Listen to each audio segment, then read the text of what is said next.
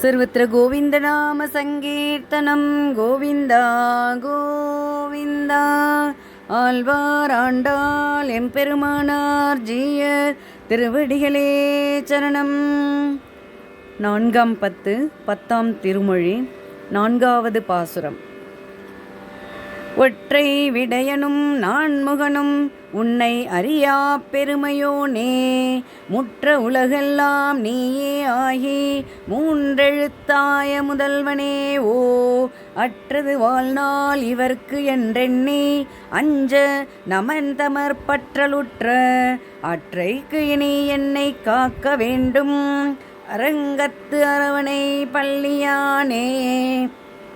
நமன் தமர் யமதூதர்களிலிருந்து காப்பாற்ற வேண்டும் என்று எப்படி சொல்கிறார் இந்த பாசுரத்தில்?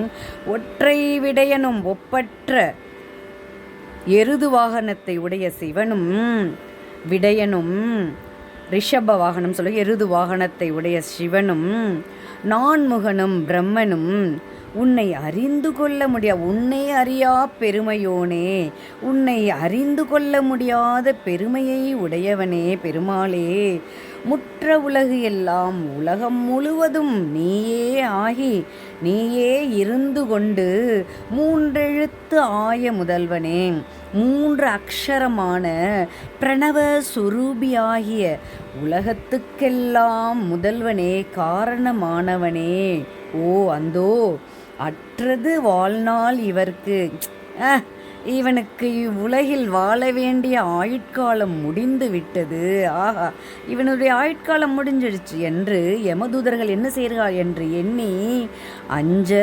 பயப்படும்படி யமதூதர் நமன் தமர் பற்றலுற்ற பயப்படும்படி பிடிக்கத் தொடங்கும் அந்த காலத்தில், அந்த நேரத்தில், அந்த அந்திம காலத்தில் என்ன செய்யும்? அற்றைக்கு நீ என்னை காக்க வேண்டும், அந்த பொழுதில் என்னை நீ காக்க வேண்டும்.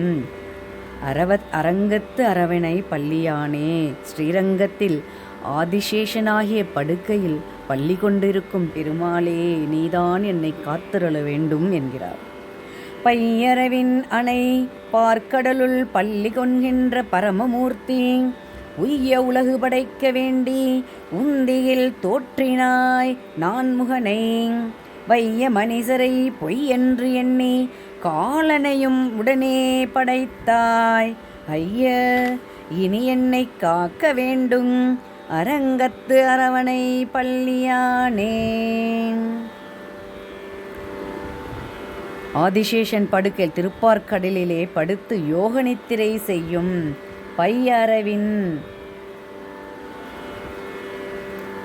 ஆதிசேஷன், அந்த திருப்பார்க்கடலில் ஆதிசேஷன் மீது படுத்து யோகநித்திரை செய்யும் பார்க்கடலுள் பள்ளி கொள்கின்ற பரமமூர்த்தி, என்னுடைய தலைவனே, உலகத்து உயிர்கள் உடம்பையும் கரணங்களையும் பெற்று பிழைக்கும்படி அவற்றையெல்லாம் படைத்ததற்கு, உலகம் உய்ய உலகு படைக்க உலகத்தில் உள்ளவர்கள் பிழைக்கும்படி மனிதர்களை படைத்தும் உன் திருநாபியில் நான்முகனை படைத்தாய், உந்தியில் தோன்றினாய் நான்முகனை, திருநாபியில் தாமரையில் பிரம்மதேவனையும் படைத்தாய், உலகிலுள்ள மனிதரை பொய்யர் என்று வைய மனிதரை பொய்யென்று உலகிலுள்ள மனிதர்கள் பொய்யென்று நினைத்து காலனையும் உடனே படைத்தார்.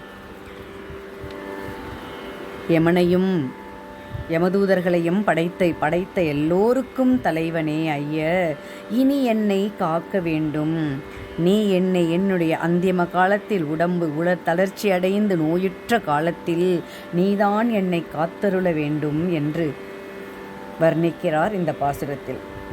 தன்னனவு இல்லை நமன் தமர்கள் சாலக் கொடுமைகள் செய்யா நிற்பர், மண்ணொடு நீரும் எரியும் காலும் மற்றும் ஆகாசமும் ஆகி நின்றாய், என்னெல்லாம் போதே உன்னாமம் எல்லாம் எண்ணினேன் என்னை குறிக்கொண்டு என்றும், அண்ணலே நீ என்னை காக்க வேண்டும் அரங்கத்து அரவணை பள்ளியானே. தன்னனவு இல்லை, கொஞ்சம் கூட மனுஷங்கிட்ட ஒரு பொறுமை, மென்மை, சாந்தம் எதுவுமே இல்லை, தன்னனவு இல்லை. நமன் தமர்கள் சாலக் கொடுமைகள் செய்யா நிற்பர். யமதூதர்கள் என்ன செய்வாங்க? நம்மளை விட்டு வைப்பாங்க. நமக்கெல்லாம் ஆயுட்காலம் முடிஞ்சிச்சு. ஒரு ஜென்மம் எடுக்கிறோம், இறப்பும் வரப்போகிறது தான். மண்ணொடு நீரும் எரியும் காலும் மற்றும் ஆகாசமும். 5 பூதங்களை சொல்கிறார். 5 பூதங்களின் வடிவாய் இருப்பவனே, எல்லோருக்கும் தலைவனே, அண்ணலே தலைவனே.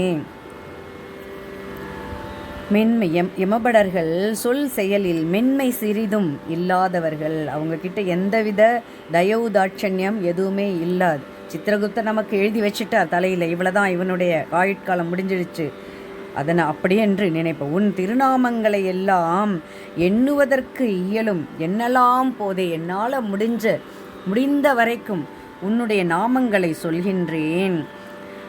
இயலும் எண்ணி சொன்னேன், எண்ணி சொன்னேன், சொல்லிக்கொண்டே இருக்கின்றேன். என்னை குறிக்கோள் கண்டு ஒரு விண்ணப்பம் வைக்கிறார். அண்ணலே, நீதான் என்னை காக்க வேண்டும். அரங்கத்து அரவணை பள்ளியானே, திருப்பார்கடலிலே சயனித்து இருக்கும் என்னுடைய பெருமாளே, நீதான் என்னை காத்தருள வேண்டும். அந்த அந்திம காலத்தில் எனக்கு எந்தவித பயமும் இல்லாமல் இருக்க நானே உன்னுடைய திருநாமங்களை என்னால் முடிந்த அளவுக்கு சொல்கின்றேன். என்னால் முடிந்த இந்த காலத்திலேயே எண்ணி சொல்கிறேன் என்கிறார். தொடர்ந்து அனுபவிப்போம். ஆழ்வார் ஆண்டாள் எம்பெருமானார் ஜீயர் திருவடிகளே சரணம். சர்வத்திர கோவிந்த நாம சங்கீர்த்தனம். கோவிந்தா கோவிந்தா.